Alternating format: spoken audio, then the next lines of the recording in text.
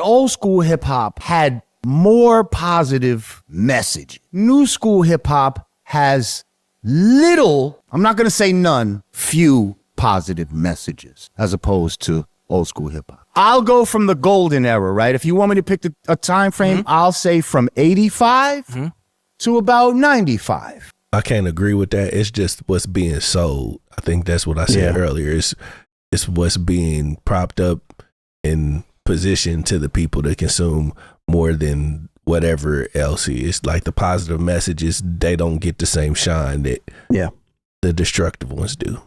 I think there's always been an element of positivity in hip hop. You know, is there someone who's shining a light on it? It's a little bit harder to do now because honestly, the gangster shit and the songs celebrating failure just sounds so much better. You know, I mean, and I stand by what I said last week, that Young Miami's, you know, Spin It, that is a song, is full on celebration of failure. But there was, you know, when he says 85 to 95, the waters get a little muddy because there was a lot of gangster shit in that time that really had no positive redeeming value as far as like, okay, I can put this on for my kids and we can have a discussion about it. Like I even think about like the first NWA album versus the second one. The first one, there weren't even curse words on every song. And you could say, okay, even a song like F the Police that's protest music. You know, that's a hyper, you know, masculine, super, I don't even know what the words are to use, but version of protest music came out of the 60s. You can draw a direct line. There's no direct lines you can draw to the second NWA album. That is just misogyny and violence. You know, even though I believe it's Dr. Dre's some of his best work sonically. And so that's in that era of 85 and 95. Now, let me ask the question of creative control. They weren't necessarily signed when they created that first album. Right. You know what I mean? Like a lot of that was created before they became Ruthless Records or before they signed a major deal. Right. And then when they signed a major deal, then you get this second album that is nothing. There's no redeeming qualities from that album. Do you think that was by design or do you think that's just what they chose to do? I think it was what they chose to do, but you can say it's by design because after NWA came out, everybody decided they want to start cursing on records.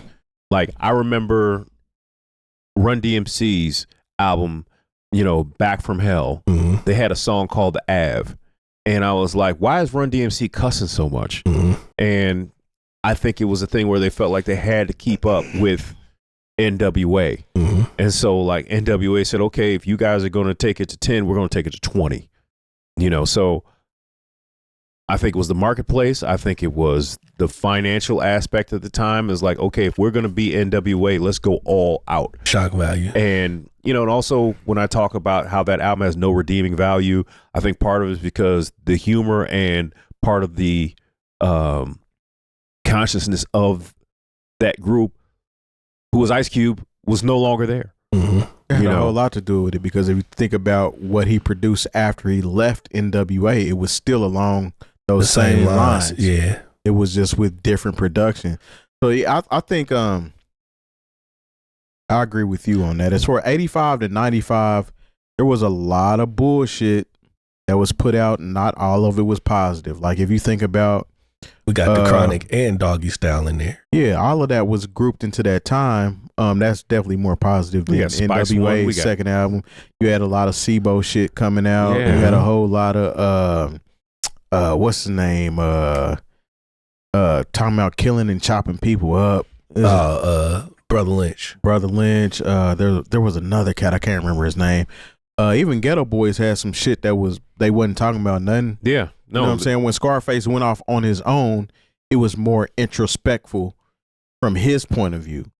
But not to take anything away from the Ghetto Boys, because they had some positive message. They actually had one of the songs that did display emotion as far as being depressed and seeing shit, mental health. You know what I'm saying? Mental health type situations. But like, I think everybody feels like the era that they came up with is better than the era that comes after them. That's just how it goes. But now I can, from the lens of successful good hip hop, I would probably say between 90 to 2000 to see like how it evolved into being something that people were really involved in, doing it for the love of, and how it expanded to people doing it and making a whole lot of money, because people weren't making a whole lot of money in hip hop at one point in time. It was, they were doing it for the love of it and for the messages that they were spreading and things of that nature, but it evolved into something else. So I think about 85 to 95, I think you have to add a little bit more to it than just excluding those 10 years, because there was a lot of bullshit in that 10 years too. Because I think a lot of times, especially when you talk to people of a certain age, and I'm close to that era but people will say, yeah, you know, we had The Message with Melly Mel, and then Public Enemy came out, and then the West Coast came with gangster shit, and everything fell apart. Like, it wasn't. Yeah, it wasn't like that. Nah. Hey, Paris was from out west too. So was Cam. Yeah. You know, so was Ice Cube. You know, because as hard headed as America's Most Wanted is, like, it's still a political record. Yeah, it's definitely political. You know, there's nothing political about the second NWA record. Nah. I'm still going to say that I'm still going to push back it in general, just because I think there's good and bad in every era. Yeah. And there's a lot of positive messaging right now. I would say that I would probably make the argument that hip hop is more positive and it's more inclusive to feelings and emotions in general right now than it has ever been. You have a wide variety of a genre of artists that are a lot more comfortable with expressing stuff, probably. And again, you know, it's not really controversial, but to some people it will be, because hip hop is a little less homophobic as it used to be. This is true. And, you know, to have feelings, even Lord Jamar said, even in this interview, you know, even in the first thing, he was like, you know, like, that's, you know, like, you're making fun of people of having emotions and being able to express it. And to say that that's white people shit is essentially saying that black people aren't supposed to have emotions. This is kind of what it is to some degree. And it's also a thing where, like, we're just now getting to a point where, honestly, black people are a lot more open about going to therapy, about actually saying, hey, you know, instead of just telling someone who's depressed is like, cheer up. Like, no, that doesn't help someone who's clinically depressed. No, you know. And I think there are people who are of Lord Jamar's era who have a hard time with that. It was like, well, what are all these emotions and people talking about their feelings, and like, you're just supposed to go to work and and come home and just drink yourself to sleep. You know, like, I struggle with that. You know, like, I probably should have gone to some sort of therapy after some of the things that have happened to me in the past few years, and I haven't. And I know the way I have dealt with it is probably not particularly healthy.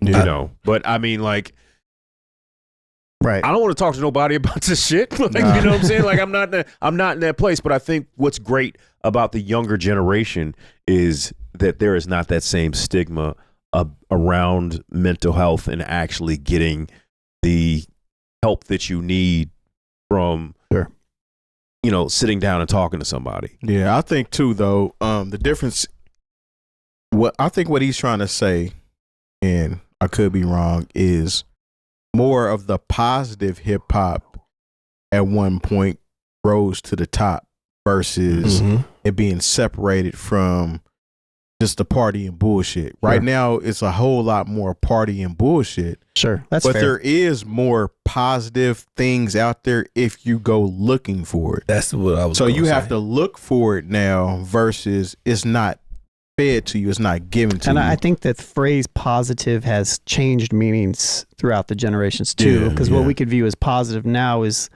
affirmational and, you know, taking care of yourself internally and things like that. It's, you know, so I feel like it's changed. So yeah, I get that, but I feel like the definitions are different. To Terry's point, man, or to Diff's point, you could be lazy as a consumer back in the day, because they had different channels for you to actually see what it was that was quote unquote positive. So like there was a thing like such as Rap City, where you got everything. You got the positive, you got the BS. You know what I mean? You got the just choice the party is yours. stuff. Yeah, you got anything you wanted. You got a cornucopia of hip hop. You know what I mean? MTV Raps as well. And then once they got rid of Rap City and all you got was 106 and Park, you got these select 10 records, maybe 12 if they play some other ones, and that's all you had to choose from. You know what I mean? So you didn't. And those were all radio records at the end of the day. For the most part, you know what I mean? So you weren't given the option to like choose from different records or whatever. And then you had the evolution of like BET jams and stuff where they just play all hip hop all day. But even that was a cycle of X amount of records. You know what I mean? Because like at one point, VH1 Soul and BET jams were incredible. Yeah. And then all of a sudden it was like, let's see if we can get a few commercials in here. Yep. And then they had a rotation the same way your favorite radio station had a rotate. So like it became, I remember I got the first time I got cable when I was an adult, I was like, okay, I got to get the package that has, VH1 Soul on it. Yeah, because you just let that ride. You could you could have people over and just let it ride.